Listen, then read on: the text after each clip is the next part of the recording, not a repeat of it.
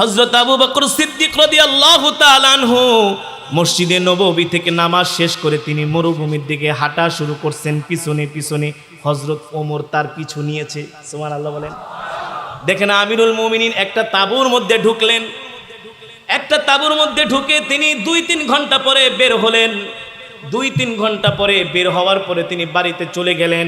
একটু পরে হযরত ওমর সেই তাঁবুর মধ্যে গেলেন, যে দেখেন একজন অন্ধ মহিলা বসে আছে আর তার ছোট ছোট 2টি বাচ্চা আর কিছু বকরি তিনি পালেন।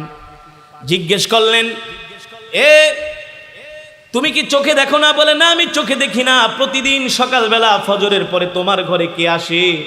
বলে, আমার ঘরে কে আসে? আমি তো চোখে দেখি না, আমার তো চোখ অন্ধ।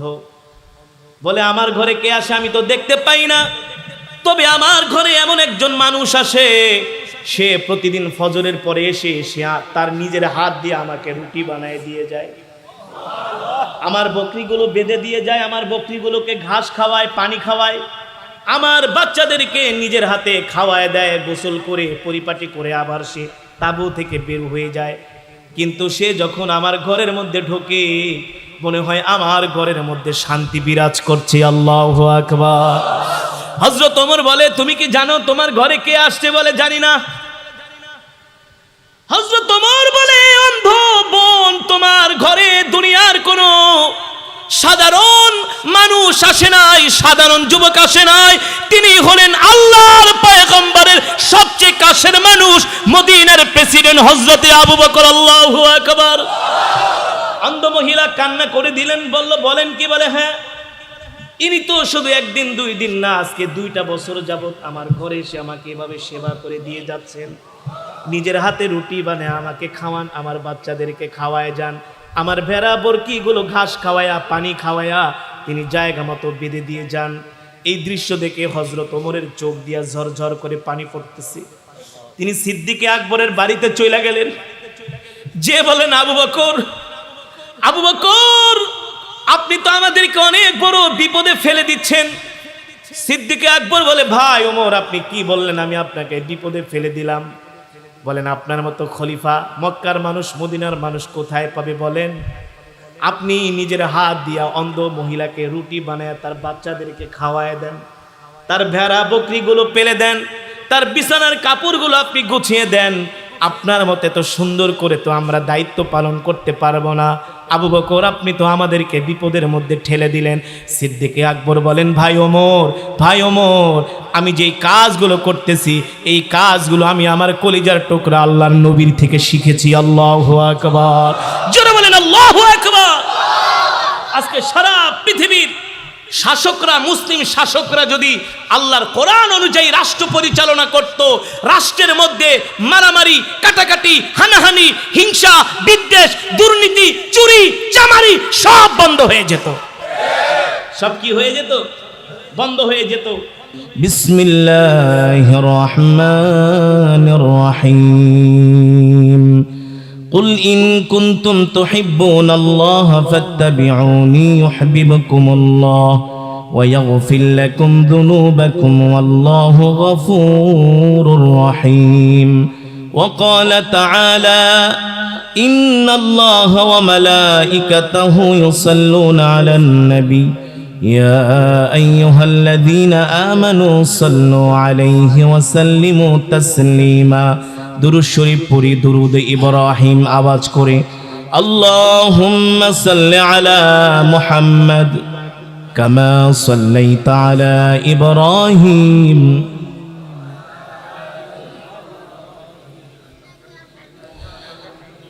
আল্লাহুম্মা বারিক আলা মুহাম্মাদ ওয়া আলা আলি মুহাম্মাদ كما باركت على إبراهيم وعلى آل إبراهيم إنك حميد مجيد. بلغ العلا بكماله كشف الدجى بجماله حسنت جميع خصاله صلوا عليه وآله. الحمد لله.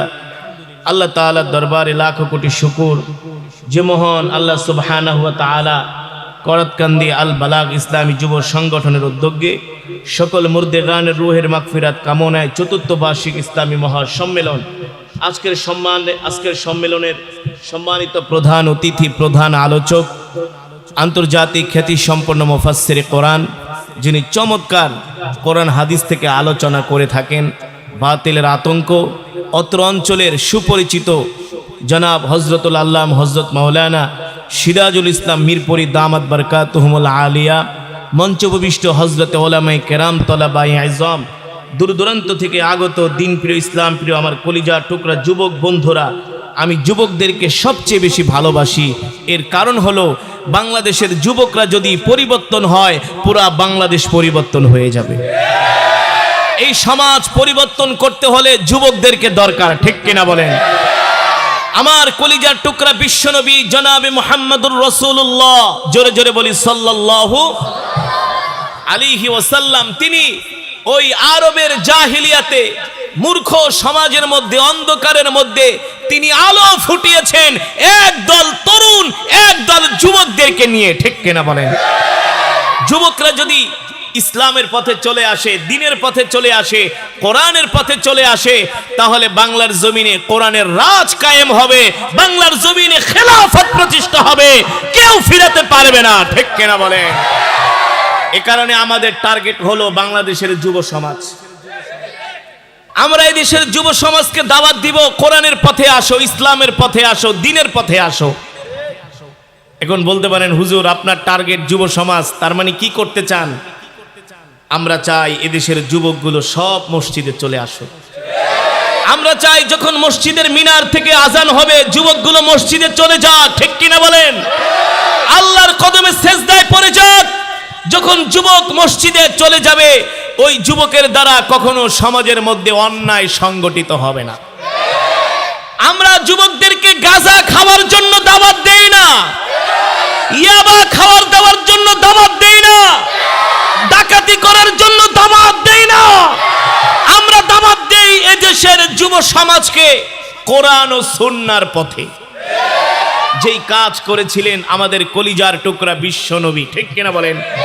এ কারণেই তিনি সেই আরবের মতো বর্বর জাহেলি সমাজ, মূর্খ সমাজ, যাদের নিত্যদিনের কাজ ছিল মারামারি, কাটাকাটি, হানাহানি করা, ওই অন্ধকার সমাজকে তিনি আলোতে পরিণত করলেন। অন্ধকারের মানুষগুলোকে তিনি আলোতে নিয়ে আসলেন, তাদেরকে সঠিক পথ দেখালেন, সঠিক দিশা দিলেন আল্লাহর কোরআনের দ্বারা। কিসের দ্বারা? আল্লাহর কোরআনের দ্বারা। সেই কোরআনের তেলাওয়াতে আমি আপনাদের সামনে করেছি, ঠিক কিনা বলেন? সম্মানিত হাজিরিন, আজকে সারা পৃথিবীর কোথাও শান্তি নাই, সব জায়গায় অশান্তি বিরাজ করছে। পৃথিবীর রাষ্ট্র ক্ষমতায় যারাই আছেন, সারা পৃথিবীতে কেউ না কেউ কোনোভাবে ইসলামের ক্ষতি করতে চাচ্ছে। এমনকি সৌদি আরবের যিনি বর্তমান বাদশাহ মোহাম্মদ বিন সালমান, এই মোহাম্মদও রাষ্ট্র ক্ষমতায় এসে সে দেশে ইসলামের 12টা বাজায় দিছে। ওই দিন আমি মসজিদে নববীতে নামাজ পড়লাম, অনেক বড় বড় ইসলামিক স্কলাররা আসলো, মদিনা ইউনিভার্সিটিতে যারা পড়াশোনা করে আমার অনেক ঘনিষ্ঠ মানুষ। তারপরে ওই হারাম শরীফে অনেক আলেম সমাজ আছে আমাদের খুব মহব্বতে, তারা আসলো। দীর্ঘক্ষণ সময় আলাপ আলোচনা করলাম। মসজিদে নববীর প্রতিটা পিলারে পিলারে মাদ্রাসা আছে, আলহামদুলিল্লাহ। প্রতিটা পিলারের গড়ে গড়ে কি আছে? 1200 মাদ্রাসা, 1200। আমার দেখে তারা বলল, হুজুর দাওয়াত ও তাবলীগের কাজ কিভাবে হবে? এদেশে কিছু আহলে হাদিস আছে। কি আছে? ওরা আহলে হাদিস, শুধু হাদিস মানে, কিন্তু আমরা হলাম আহলুস সুন্নাত ওয়াল জামাত, ঠিক কিনা বলেন? কোরআনও মানি, হাদিসও মানি। বলে তাদের ষড়যন্ত্রে মক্কা শরীফ, মদিনা শরীফ, এমনকি আরব আমিরাত থেকে, সৌদি আরব থেকে তাবলীগকে নিষিদ্ধ করা হয়েছে। তার মানে তারা ইসলামের 12টা বাজাচ্ছে। আমি যেই দিন আসলাম তার 2 দিন আগে নাকি মিসেস মমতা বেগম যে সেখানে গানও গাইছে জিদ্দাতে। অথচ আরবের ভূমি হলো পবিত্র ভূমি, ঠিক কিনা বলেন? যে ভূমির প্রতিটা পরতে পরতে, প্রতিটা ইঞ্চি ইঞ্চি মাটিতে আমার নবীর রক্তের দাগ লেগে আছে, ঠিক কিনা বলেন? আজকে সারা পৃথিবীর জমিনে ইসলামকে মুছে দেওয়ার জন্য, ইসলামের নাম নিশানাকে মুছে দেওয়ার জন্য ইহুদি শক্তি পরিণত হয়ে সারা পৃথিবীর মুনাফিক মার্কা মুসলমানরা একত্রিত হয়ে যারা চাচ্ছে এই জমিন থেকে কোরআনের আওয়াজকে বন্ধ করে দিতে, কিন্তু তারা জানে না তাদের সেই বাপ দাদা, তাদের সেই গুরু ঠাকুর আবু জেহেল, উতবা, শাইবা, আবু লাহাবরা কোরআনের বিরোধিতা করেছে, কিন্তু কোরআনের আওয়াজ বন্ধ করতে পারে নাই। আল্লাহ তাদের আওয়াজকে বন্ধ করে দিয়েছেন। আবু জেহেলের অস্তিত্ব আছে, আবু লাহাবের অস্তিত্ব আছে, উতবা শাইবা নাই। কেউ উতবা শাইবার নামও রাখে না, আবু জেহেলও নাম রাখে না। ঘুষ এত খারাপ ছিল, ঘুষের নামের শুরুতেও আবু জেহেল নাই, ঠিক কিনা বলেন? বিকজ তার কারণ হলো, অভিশপ্ত হওয়ার একমাত্র কারণ হলো তারা কোরআনের বিরুদ্ধে অবস্থান নিয়েছিলেন, কোরআনের আইনের বিরুদ্ধে তারা অবস্থান নিয়েছিলেন, আল্লাহর হুকুমের বিরুদ্ধে তারা অবস্থান নিয়েছিলেন, ঠিক কিনা বলেন? আল্লাহ বলেন তাবারাকাল্লাযী বিয়াদিহিল মুলকু ওয়া হুয়া আলা কুল্লি শাইইন কাদির। আল্লাহ বলে মুলকের মালিক আমি আল্লাহ, রাজত্বের মালিক আমি আল্লাহ, সারা পৃথিবীর মালিক আমি আল্লাহ। আর তোমরা আমার কোরআনের বিরোধিতা করবা, আর আমি আল্লাহ তোমাদের অস্তিত্ব টিকায় রাখবো, এটা কোনো দিন। জোরে বলেন, জোরে বলেন। যারা হজ করতে গিয়েছেন মক্কা মদিনা, সে 1450 বছর আগে কি অবস্থা ছিল। এখন তো আধুনিক যুগে পাহাড় কেটে কেটে রাস্তা করা হয়েছে, তৎকালীন সময় তো কোনো রাস্তাও ছিল না, পুরাটা ছিল বন জঙ্গল, পাহাড়ি এলাকায় এত বড় বড় পাহাড়। আল্লাহু আকবার, এত বড় বড় পাহাড় সেই মক্কাতে আমার আল্লাহ বানাইছে। পাহাড় বানাইছে কে? পৃথিবীর কোন রাষ্ট্রপ্রধানের ক্ষমতা আছে এত বড় বড় পাহাড় বানানোর? জোরে বলেন, জোরে বলেন। কোরআনের মধ্যে পাহাড়ের কথা আছে কি আছে না? লাউ আনজালনা হাযাল কুরআন আলা জাবাল, জাবাল, অসংখ্য জায়গায় পাহাড়ের কথা আসছে। সেই মক্কা মদিনার শহরগুলো ঘুরলে দেখা যায় কত বিশাল বিশাল পাহাড়, আর এই পাহাড়গুলো মাটির পাহাড় না, এই পাহাড়গুলো হলো পাথরের পাহাড়। পৃথিবীর কোন রাষ্ট্রপ্রধান চাইলে এমন একটা দুইটা পাহাড়ও তারা বানায় দেখাতে পারবে না, কিন্তু ক্ষমতা কার? করেছেন কে? আরো জোরে বলুন, করেছেন কে? সেই মক্কার জমিনে গিরিপথ বেয়ে বেয়ে, পাহাড়ের চূড়া বেয়ে বেয়ে আমার নবী মক্কার কাফেরদের কাছে বারবার এই কোরআনের দাওয়াত নিয়ে গিয়েছেন, বারবার, অসংখ্যবার, অগণিতবার। কিন্তু মক্কার সেই জাহেল মূর্খগুলো তারা কোরআনের দাওয়াত গ্রহণ তো করেই নাই, উল্টা আমার নবীকে তারা মিথ্যাবাদী বলে গালি দিয়েছেন, ঠিক কিনা বলেন? সবচেয়ে বড় কুখ্যাত জাহান্নামের কীট ওই আবু জেহেল, উতবা, আবু লাহাব আমার নবীকে এত কষ্ট দিয়েছেন। দেখেন, নবীর সাথে সাহাবীদেরকে দেখা পর্যন্ত করতে দিত না, রাত্রবেলা 144 জারি করছে। আবু জেহেলের মতো এখনো কিছু মানুষ এই সমাজের মধ্যে আছে, আছে কি আছে না? তারা নামে মুসলমান, কিন্তু কোরআনের আওয়াজ তাদের কাছে ভালো লাগে না, কোরআনের তেলাওয়াত তাদের কাছে ভালো লাগে না। বাংলাদেশের হাফেজে কোরআন সারা পৃথিবীতে নাম্বার 1 হয়, এটা দেখে তাদের গাত্রদাহ শুরু হয়ে যায়, তাদের চুলকানি শুরু হয়ে যায়, ঠিক কিনা বলেন? এই যে 3 দিন আগে সৌদি আরবে বাংলাদেশের একজন ছাত্র, তিনি 3য় নাম্বার হয়েছেন। আমি হজে ওর সাথে আমার দেখা হয়েছে, ওই অসুস্থ ছিল। যেদিন আমার সাথে দেখা হয় মসজিদে হারামে, তারপর আমি হোটেলে চলে গেলাম ওর সাথে, যেদিকে কথা বলতে পারে না, অসুস্থ, ঠান্ডা লেগেছে, গলা ভেঙে গেছে, নাইলে ছেলেটা আলহামদুলিল্লাহ 1 নাম্বার হতো। এই যে হাফেজে কোরআন 111টা দেশ, কয়টা? 4টিখানি কথা, 4টিখানি কথা। বাংলাদেশ যারা ক্রিকেট খেলে মাত্র 2-4টা দেশের লাগে হাইরা যায়, তাও কি বারবার হারে, তাও কি বারবার হারে। বাংলাদেশ ক্রিকেট দল, ফুটবলের তো পারেই না, শুধু শুধু রাষ্ট্রের crore crore billion billion dollar তাদের পিছনে খরচ করা হচ্ছে। আর হাফেজে কোরআনরা 100, এবার তো 3য় হয়েছে, এর আগে নাম্বার 1, নাম্বার আউয়াল। দুবাইতে ফার্স্ট, সৌদি আরবে ফার্স্ট, বাংলাদেশের ছাত্ররা হাফেজে কোরআনের 1 নাম্বার, এবার হয়েছে 3 নাম্বার। কিন্তু উচিত ছিল রাষ্ট্রীয়ভাবে তাকে এয়ারপোর্ট থেকে রাজকীয়ভাবে তাকে সংবর্ধনা দেওয়া, ঠিক কিনা বলেন? কিন্তু হাফেজে কোরআনদেরকে সংবর্ধনা দেয় না, তারা সংবর্ধনা দেয় তা ওই যে মহিলারা ফুটবল খেলে। আরে মহিলাদের ফুটবল খেলাই তো হারাম, এটা জায়েজ করার কোনো সুযোগ নাই, হারাম হারাম হারাম। এর পিছনে যারা অর্থ ব্যয় করছেন তারা হারাম কাজ করছেন, যারা সাপোর্ট করছেন তারা হারাম কাজ করছেন। আর এই হারাম কাজের পিছনে রাষ্ট্রীয় অর্থ খরচ করার কারণে হাসরের ময়দানে আল্লাহর বিচারের কাঠগড়ায় তাদেরকে দাঁড়াতে হবে। এদেশের মানুষ খাওয়ায় কষ্ট করে, বিদ্যুতে কষ্ট করে, আর মহিলাদের পিছনে ফুটবল খেলার টাকা খরচ করে। টাকা খরচ করার জায়গা পায় না, তাদেরকে এয়ারপোর্ট থেকে বাসের ছাদ খুলে ফেলাইছে। ওরে বাপরে বাপ, কি পারা পারে, বাসের ছাদই রাতারাতি খুলে ফেলাইছে। খুলে তাদেরকে এয়ারপোর্ট থেকে সংবর্ধনা, একেবারে পুরো দুনিয়া মনে একেবারে উল্টে ফেলাইছে। আসলে ঘোড়ার ডিম কিছুই না। অথচ একজন হাফেজে কোরআন সারা পৃথিবীতে 111টি দেশের মধ্যে তিনি তৃতীয় স্থান অধিকার করেছেন। এটা চারটিখানি কথা না। আর যেই দেশে তৃতীয় স্থান অধিকার করছে ম্যাক্সিমাম বাঙালি সেই দেশে প্রবাসী, ঠিক কিনা বলেন?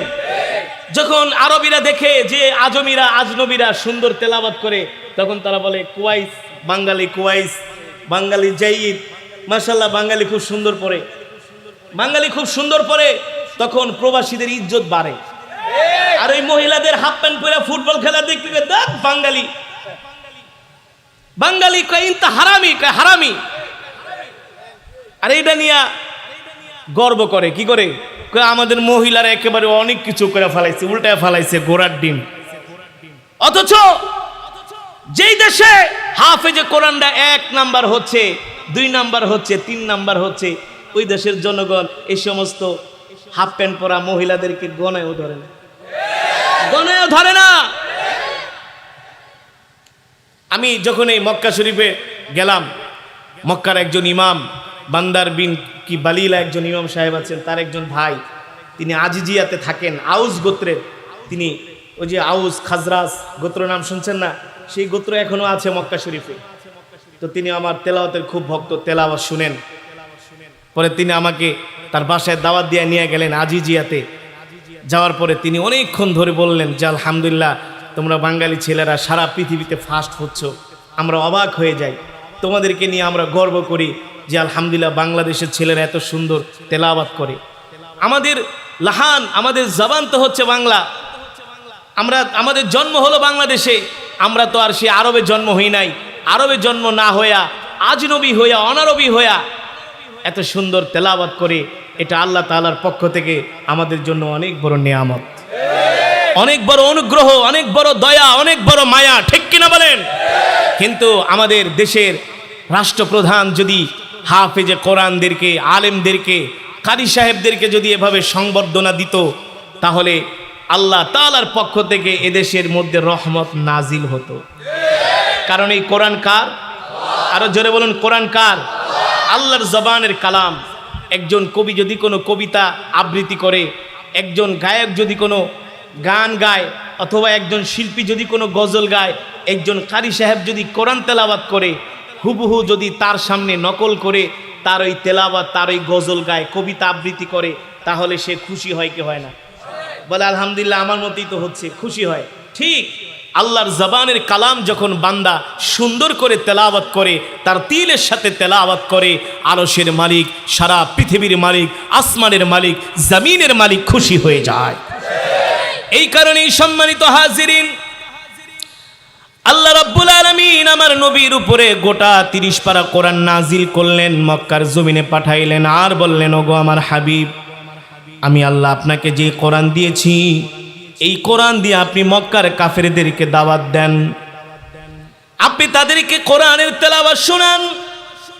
আপনি তেলাওয়াত করছেন, তেলাওয়াত শোনাচ্ছেন, মক্কার কাফেরেরা অনেকে অপছন্দ করে, পছন্দ করে না, আপনাকে গালি দেয়, আপনাকে মিথ্যাবাদী বলে। আমি সব দেখতেছি, আমি আল্লাহ সব দেখি। ইন্নাল্লাহ সামিউন বাসীর, আমি আল্লাহ শুনি, আমি আল্লাহ দেখি, কোনো কিছু আমার অগোচরে না, সব কিছু আমার চোখের সামনে, ঠিক কিনা বলেন? কিন্তু ওগো আমার বন্ধু, আপনি মন খারাপ করবেন না, ভেঙে পড়বেন না। তারা আমার কোরআনের বিরুদ্ধে যতই অবস্থান গ্রহণ করুক না কেন, তারা যতই কোরআনের বিরোধিতা করুক না কেন, তারা কোরআনের বিরোধিতা করে কোরআনের আওয়াজ বন্ধ করতে পারবে না। কোরআনের আওয়াজ বন্ধ করতে আসলে আমি আল্লাহ ওদের আওয়াজ বন্ধ করে দেব, ঠিক কিনা বলি? সম্মানিত হাজিরিন, আল্লাহর নবী মক্কার জমিনে কোরআনের রাজ কায়েম করলেন। উপরে উপরে মক্কার কাফেরেরা আমার নবীর বিরোধিতা করে, আর ভিতরে ভিতরে ঠিকই তারা আলোচনা করে বলে মুহাম্মদের মতো এত ভালো মানুষ একজনও নাই, মুহাম্মদের মতো এত ভালো মানুষ একজনও নাই। তারা রাত্রবেলা সলা পরামর্শ করে, হায় রে মুহাম্মদের মতো এত সুন্দর চরিত্রবান মানুষ তো মক্কার জমিনে একজনও দেখি না, আমানতদারি একজনও দেখি না। কিন্তু আবু জেহেল হলো সবচেয়ে বড় চোর, আমানতের খেয়ানত করে, কিন্তু দিনের বেলা আবার বড় বড় কথা বলে, আছে না? মক্কার কাফিরেরা আমার নবীর বিরুদ্ধে লেগে গেলেন, মুহাম্মদের কথা আমরা মানব না, মুহাম্মদের কোনো কথাই আমরা শুনবো না। আল্লাহর পয়গম্বরের স্ত্রী হযরত খাদিজা রাদিয়াল্লাহু তাআলা আনহু মক্কার কাফেরদেরকে দাওয়াত দিলেন। আবু জেহেল, উতবা, সাইবা, আবু লাহাব বড় বড় নেতাদেরকে আম্মাজান খাদিজা তার বাড়িতে দাওয়াত দিলেন, আর বললেন আপনারা কেন মুহাম্মদের বিরোধিতা করেন? বলে আরে মুহাম্মদের বিরোধিতা করি এর কারণ হলো মুহাম্মদ হলো আমাদের চাইতে অযোগ্য। নাউজুবিল্লাহ বলেন। আম্মাজান খাদিজা বলে মুহাম্মদ অযোগ্য আর আপনারা খুব যোগ্য। আম্মাজান খাদিজা আবু জেহেলের দিকে তাকায় বলে, আবু জেহেল দেখেন তো আপনার চাইতে মুহাম্মদ সুন্দর কিনা। সুবহানাল্লাহ বলেন। দেখেন তো আপনার চাইতে মুহাম্মদ সুন্দর কিনা। আবু জেহেল পয়গম্বরের দিকে তাকায়, আরে এটা তো এক পূর্ণিমার চাঁদ, আমার নবী তো এক পূর্ণিমার চাঁদ, আমার নবীর মতো এত সুন্দর করে আল্লাহ পৃথিবীতে কাউকে বানায় নাই। পৃথিবীর সব সৌন্দর্য আমার আল্লাহ আমার নবীকে দান করেছেন। আল্লাহু আকবার। আমার নবীর চেহারার দিকে তাকায়া মক্কার মানুষগুলো অবাক হয়ে যায়, এত সুন্দর চেহারার মানুষ তো জীবনও কোনোদিন। আবু জেহেল তো দেখা যায় শয়তানের মতো। নবী মুহাম্মদ সাল্লাল্লাহু আলাইহি সাল্লামের দিকে তাকায়, তার গাল তার চেহারার দিকে তাকায়। আল্লাহু আকবার। চেহারার মধ্যে এমন সুন্দর আভিজাত্যের ছাপ, চেহারার মধ্যে এত মায়া, এত ভালোবাসা। আবু জেহেল নিজেই নবী মুহাম্মদ সাল্লাল্লাহু আলাইহি সাল্লামের দিকে তাকায়া তার চেহারা দেখে মাথা নিচু করে ফেলে। মক্কার কাফেররা বলে, আবু জেহেল তুমি মুহাম্মদের চেহারার ধারে কাছেও তুমি আসতে পারবে না কোনোদিন। এবার আম্মাজান খাদিজা বলে, আপনার চাইতে তো মুহাম্মদ সুন্দর, তাহলে আপনি মুহাম্মদকে কেন অযোগ্য বললেন? আবু লাহাব বলে, শোনো শোনো, মুহাম্মদ আমাদের চাইতে সুন্দর, কিন্তু একটা গুণ কম আছে। বলে কোন গুণ? বলে মুহাম্মদ আমাদের মতো শক্তিশালী না। আম্মাজান খাদিজা বলে, যদি তোমাদের সাথে আমি এখন মুহাম্মদকে দিয়া লড়াই করাই, কুস্তি ধরাই, তাহলে কিন্তু তোমরা হেরে যাবা। একজন আর একজনকে খোঁচা মেরে বলে, উপরে উপরে যা বলো কিন্তু ভিতরে এইসব যায় না, তাহলে কিন্তু হেরে যাবা। আল্লাহু আকবার। মক্কার কাফেরেরা লাস্ট পর্যন্ত কোনো কিছুতেই আমার নবীকে ঠেকাতে পারে না। আবু জেহেল উঠা দাঁড়ায় বলে, এই মুহাম্মদ তো গরিব, তার তো সম্পদ নাই। আম্মাজান খাদিজা ছিলেন বুদ্ধিমতী মহিলা, তিনি বললেন, এই আবু জেহেল তুমি বলছো মুহাম্মদ সুন্দর, তার শক্তি বেশি, তার যোগ্যতা বেশি, তার নেতৃত্ব দেওয়ার গুণাবলী আছে, কিন্তু এখন দোষ ধরতেছো মুহাম্মদের সম্পদ নাই। কিন্তু শোনো শোনো, আবু জেহেল তোমার সম্পদ বেশি নাকি আমার সম্পদ বেশি? আবু জেহেল বলে, খাদিজা তোমার সম্পদ বেশি। আম্মাজান খাদিজা বলেন, তাহলে আমার সম্পদগুলো আমি মুহাম্মদকে দিয়া দিলাম, তার মানে তোমার চাইতে এখন মুহাম্মদের সম্পদ বেশি। আল্লাহু আকবার। তার মানে তোমার চাইতে দেখতেও সুন্দর, শক্তিতেও বেশি, যোগ্যতায়ও বেশি, সম্পদেও বেশি। এখন কেন মুহাম্মদকে মেনে নিবা না? এখন কেন মুহাম্মদের নেতৃত্বকে মেনে নিবা না? মক্কার কাফেররা বলল, খাদিজা তোমার মতো বুদ্ধিমতী মহিলার সাথে আমরা কোনোদিনই পারবো না, এইসব মিটিং টিটিং বাদ দাও, চলো বাড়িতে চলে যাই। বাড়িতে চলে যে আবু জেহেল বলে, যে কোনো মূল্যে আমরা মুহাম্মদকে পরাজিত করব। আল্লাহ বলে, না না না, তোদের মতো কাফেরেরা আমার পয়গম্বরকে পরাজিত করতে পারবে না। ঠিক কিনা বলেন? ঠিক কিনা বলেন? সম্মানিত হাজিরিন, আল্লাহর নবী মক্কার জমিনে এই কোরআনের দাওয়াত দিয়া কোরআনের রাজ কায়েম করেছিলেন।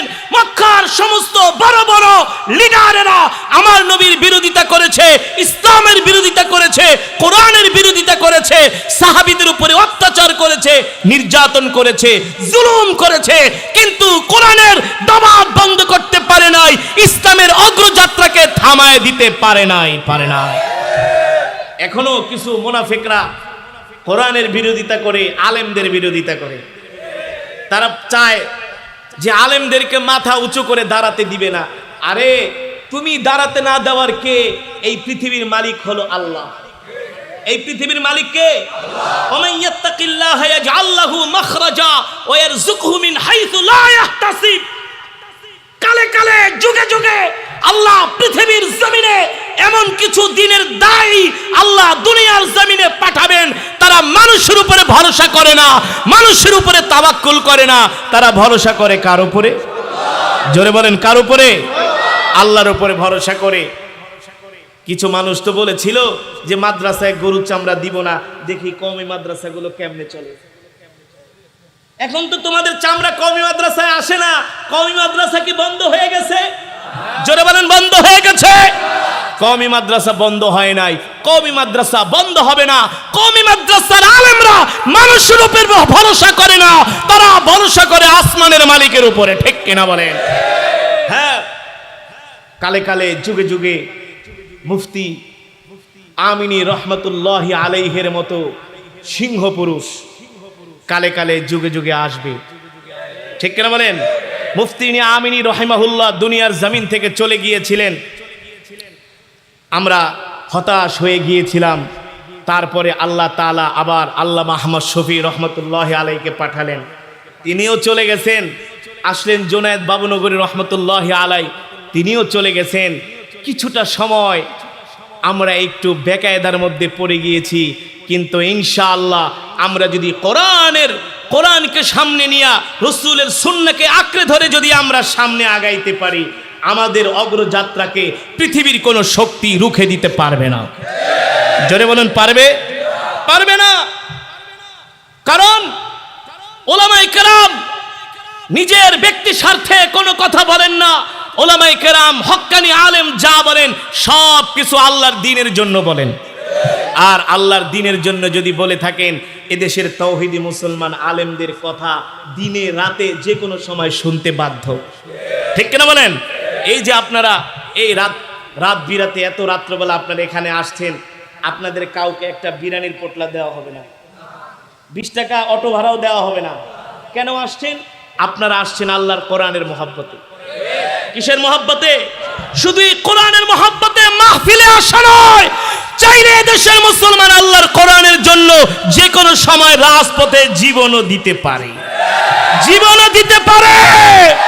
তাওহীদে মুসলমানকে খোঁচাখুচি করবে না। তাওহীদে মুসলমান রক্ত দিয়েছে, তারা প্রমাণ করে দিয়েছে সব কিছুর চাইতে আমাদের কাছে আল্লাহর কোরআন আর রাসূলের সুন্নাহ হলো বড়। ঠিক কিনা বলে? আজকে যেখানে যায় হুজুর শান্তি নাই, শান্তি হলো আল্লাহর কোরআনের রাজ কায়েমের মধ্যে। আল্লাহর কোরআনের রাজ কায়েমের মধ্যে। আমার নবী সাল্লাল্লাহু আলাইহি সাল্লাম মদিনার প্রেসিডেন্ট ছিলেন। তিনি মদিনার প্রেসিডেন্ট থাকা অবস্থায় একজন মুসলমান তো দূরের কথা, একজন অমুসলিমও বলতে পারবে না যে সে রাত্রে না খেয়েছিল। ঠিক করে বলেন? কারণ সে কোরআন দিয়ে রাষ্ট্র পরিচালনা করেছেন। এই যে সৌদি আরবে যান, রাত্রবেলা যদি আপনি 1 কোটি টাকা হাতে নিয়ে রাস্তায় ঘুরেন, আপনাকে কেউ জিজ্ঞাসা করবে না? করবে?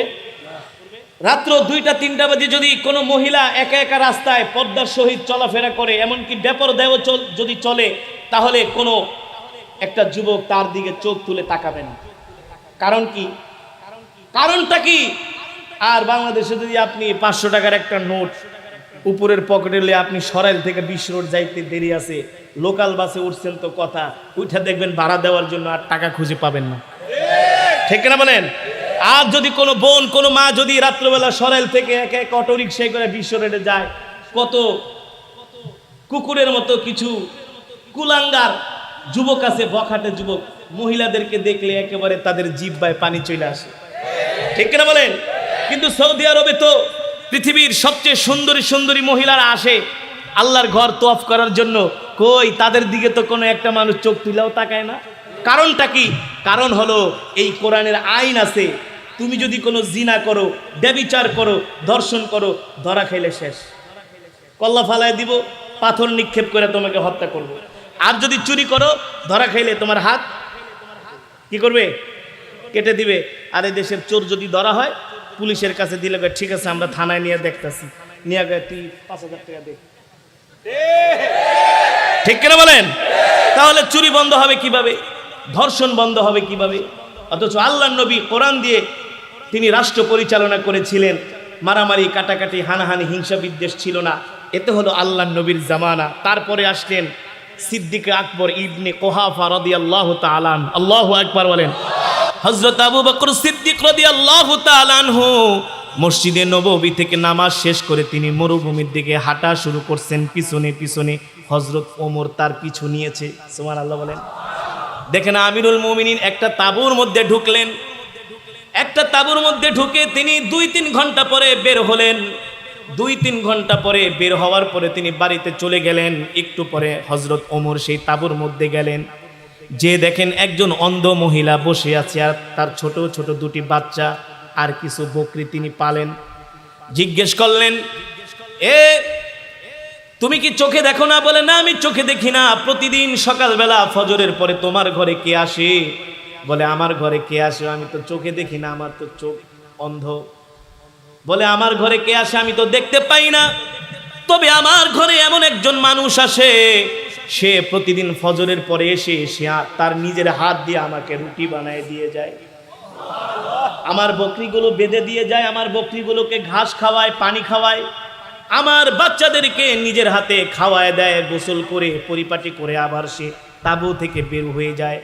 কিন্তু সে যখন আমার ঘরের মধ্যে ঢোকে মনে হয় আমার ঘরের মধ্যে শান্তি বিরাজ করছে। আল্লাহু আকবার। হযরত ওমর বলে, তুমি কি জানো তোমার ঘরে কে আসছে? বলে, জানি না।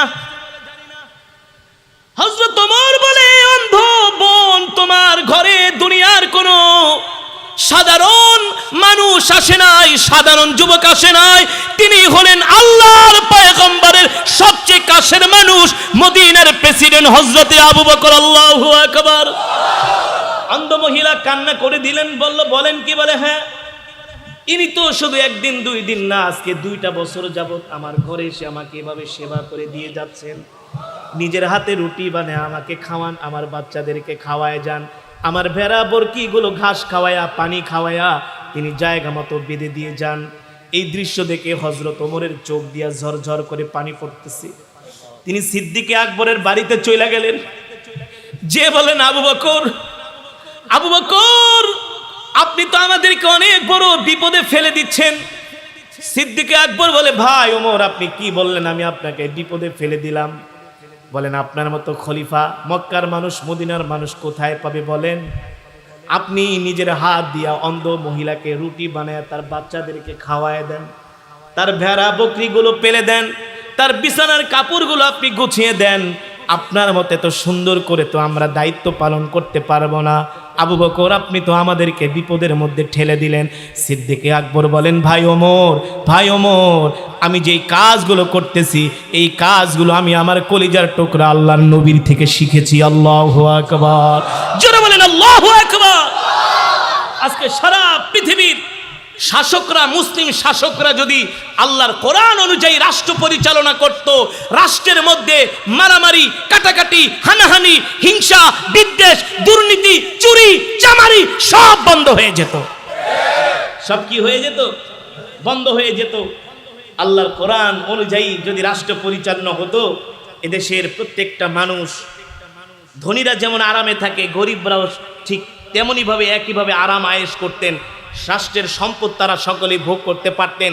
কিন্তু আল্লাহর কোরআনের বিধান না থাকার কারণে ধনীরা দিন দিন তারা আঙ্গুল ফুলে কলা গাছ হচ্ছে। ঠিক কিনা বলেন? আর গরিব মানুষগুলো, খেটে খাওয়া মানুষগুলো দিন দিন তারা অভাবের মধ্যে পতিত হচ্ছে। এর থেকে উত্তরণের কোনো পথ নাই, এর থেকে উত্তরণের কোনো পথ নাই। যতই তারা কৌশল খুঁজুক না কেন কোনো লাভ হবে না, একমাত্র আল্লাহর কোরআনের রাজ কায়েম করা ছাড়া, একমাত্র আল্লাহর কোরআনের রাজ কায়েম করা ছাড়া। এ কারণে আমরা জীবনে যতদিন বাঁচবো আল্লাহর কোরআন অনুযায়ী আমাদের জীবনটাকে পরিচালিত করব। রাজি আছেন তো ইনশাল্লাহ? রাজি আছেন তো ইনশাল্লাহ? আল্লাহ তাআলা কোরআনের মধ্যে মিথ্যা কথা বলতে নিষেধ করেছেন, কিন্তু আমরা মিথ্যা বলি কি বলি না? মানুষের উপর অত্যাচার করতে নিষেধ করেছেন, কিন্তু আজকে দেখা যায় সবলরা দুর্বলের উপরে অত্যাচার করে। করে কি করে না, জোরে বলেন। এই সমাজের মধ্যে এমন কিছু মানুষ আছে, একজনের 3-4টা ছেলে, আর একজনের কোনো ছেলে নাই, 2টা মেয়ে, ঝগড়া লাগলে 4 বাপ 5 বাপ মিল্লা আইসা ওই মহিলার উপরে আক্রমণ করে না? তার সন্তান নাই, পুত্র সন্তান নাই, 2জন, তার কন্যা সন্তান আর তার স্বামী। ওনার তো 4টা ছেলে আছে, 4 ছেলে আর বাপ, 5 জন মিলা 5টা লাঠি লয়ে এক হয়, কথা কবি একেবারে ঠ্যাং ভাঙ্গা ফেলামো। আছে কি আছে না? বলে আমাদের রাস্তা দিয়ে হাঁটবি পাও ভাঙ্গা ফেলামো, বলে কি বলে না? আমার ক্ষেতের আইল দিয়ে হাঁটবি একেবারে ঠ্যাং গুড়া গুড়া করে ফেলামো, বলে কি বলে না? ওরে বাপরে বাপ, কি ক্ষমতা তারা দেখায়। আজকে যদি প্রত্যেকটা মুসলমান আল্লাহর কোরআন অনুযায়ী চলতো, আল্লাহ তাআলাকে ভয় করত, তাহলে কখনো মানুষের উপরে অত্যাচার করতে পারতো না, নির্যাতন করতে পারতো না, জুলুম করতে পারতো না। লা ইয়ারহামুল্লাহু মান লা ইয়ারহামুন নাস, যে মানুষের প্রতি রহম করবে না, আল্লাহও তার প্রতি রহম করবে না। ঠিক কিনা বলেন? এ কারণে সাবধান, দিবারিয়াতে প্রচুর মারামারি হয়। কথা বলে না? ক্রিকেট খেলা হয় আর্জেন্টিনায়, আর পুলিশ মোতায়েন করে দিবারিয়ায়। এর চাইতে আর লজ্জার কিছু আছে? আর্জেন্টিনা ব্রাজিলের খেলা নিয়ে আপনারা মারামারি কেন করবেন? কেন করবেন? আপনাদের লজ্জা হওয়া উচিত। কিছু হলে টেডা নিয়ে, বল্লম নিয়ে, দাও নিয়ে বাইরে যান। এটা কোনো সভ্য মানুষের কাজ না। যারা মারামারি করে তাদেরকে কখনো প্রশ্রয় দিবেন না। যেই নেতারা মারামারি করার জন্য উৎসাহিত করে, তাদের কমান্ড, তাদের কথা শুনবেন না। কারণ মারামারি কাটাকাটি দিয়া কোনোদিন সমাধান হয়? আপনাদের কথা বলছি না, অনেক জায়গায় দেখি এই সরাইল বিশ্ব রোডে মারামারি, এই ভাদুঘর, এই গোপন ঠোপন, ওইদিকে প্রচুর মারামারি হয়, নরসিংদী রায়পুরায় প্রচুর মারামারি হয়। মারামারি করবেন না। যান, আপনাকে এক ভাই একটা থাপ্পড় দিয়েছে, দেখ, আপনি সহ্য করেন, আপনি ধৈর্য ধরেন। আপনার উপরে যদি জুলুম করে, আপনি জালেম হন, আপনি মজলুম হন, যতক্ষণ মজলুম হবেন ততক্ষণ আল্লাহর রহমত আপনার উপরে পতিত হবে। আর জালেম হয়ে যাবেন, আল্লাহর রহমত আপনার উপর থাকবে না। আল্লাহ বলবে, তুই তো প্রতিশোধ নিছিস, তাইলে আমার দরকার কি? এমন মন আমাদের মারামারি থাকতে পারে, কাটাকাটি থাকতে পারে, জোরে বলেন। তাহলে আজ থেকে আমরা এই মাহফিল থেকে শপথ নিব, আমরা কোনো মুসলমানের গায়ে হাত দিব না। কথা বলেন। কাউকে আমরা গালি দিব না, কাউকে আমরা কষ্ট দিব না, রক্ত গরম করব না। বিবারিয়া মানুষের মাথা গরম হয়ে যায়, মাথা গরম করব না, মাথাকে ঠান্ডা রাখতে হবে। মক্কার কাফেরের আমার নবীকে এত কষ্ট দিছে, সাহাবীদেরকে এত কষ্ট দিছে, তারা কিন্তু মাথা গরম করে নাই, মাথা ঠান্ডা করে সবর করেছেন, ধৈর্য ধরেছেন। যেই ভাই অত্যাচার করেছে তার জন্য দোয়া করেছেন। আমরা এই আখলাক, এই চরিত্রে চরিত্রবান হতে পারবো তো ইনশাআল্লাহ? আমরা তখনই হতে পারবো যখন কিনা আমরা আল্লাহর কোরআন অনুযায়ী চলবো। আমরা কি করব? আল্লাহর কোরআন অনুযায়ী চলবো। আল্লাহ তাআলা আমাদের সকলকে আল্লাহর কোরআন অনুযায়ী আমাদের জিন্দেগিকে পরিচালনা করার তৌফিক দান করুন। কোরআন অনুযায়ী আমাদের জীবনটা যেন আমরা সাজাইতে পারি, আল্লাহ তাআলা আমাদের সকলকে তৌফিক দান করুন। সম্মানিত হাজিরিন, আমার কথাগুলো যদি আপনাদের ভালো লেগে থাকে তাহলে আমল করবেন তো ইনশাআল্লাহ? সমাজের ভিতরে কোনো মারামারি নাই, কাটাকাটি নাই, হানাহানি নাই, হিংসা বিদ্বেষ নাই। কে কে রাজি আছেন একটু হাত ওঠান। আল্লাহ আমাদের কবুল করুন, বলি আমিন। হাত নামান। আলহামদুলিল্লাহ, আজকের মাহফিলের প্রধান অতিথি সারা বাংলাদেশের নন্দিত মুফাসসির, আমি হুজুরকে ওয়াইজিন বলি না, তাকে আমি মুফাসসির বলি। আলহামদুলিল্লাহ, কোরআন হাদিস থেকে চমৎকার আলোচনা করে থাকেন, চমৎকার আলোচনা। এখন তো রাত 11টা বাজে, তিনি যদি রাত 2টা-3টা বাজে কনকনে শীতের মধ্যেও যদি ওয়াজ করেন, একজন আল্লাহর বান্দা এই প্যান্ডেল থেকে ওঠার সাধ্য নাই। ঠিক কিনা বলেন? চমৎকার আলোচনা করেন।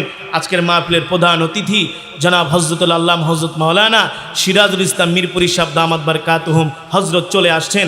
আল্লাহ তাআলা তার হায়াতের মধ্যে বারাকা দান করুন, বলি আমিন। এই আশা ব্যক্ত করে আমি আমার মুখতাসার আলোচনা এখানেই শেষ করছি।